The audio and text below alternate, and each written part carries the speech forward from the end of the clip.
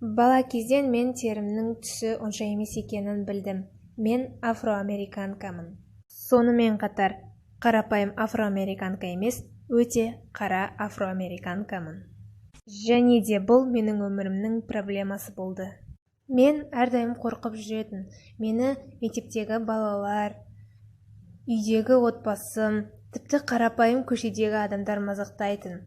Мен маникюр жасағанда бір түсті таңдасам, ол маған ол түстің саған жараспайтын, және де одан да жабығырағын таңдауды ұсынатын.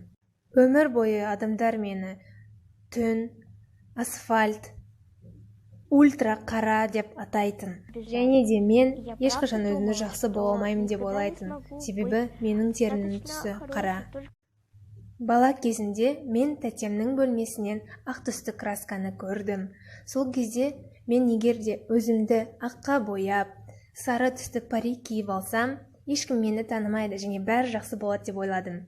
7-ші сыныпта мен өзімнің түсімнің кесірінен ешқашан өзіме жігіт таба алмаймын деп ойладым, және де оларға лайық емеспін деп ойладым. Бұл расымен де мені ренжітетін. Кішкентай кезімнен бастап мен телевизорды қарадым, бірақ та ол жерде өзімнің теріме ұқсайтын адамдарды көрмедім. Қазір мен 14-темін, және де маған 13 жыл бойы өзімнің терімнің түсімен келісу үшін уақыт керек болды. Және де барлығына айтарым, егер де сізді де осылай мазақтайтын болса, оларға сенбеңіздер. Сіз керемет жансыз.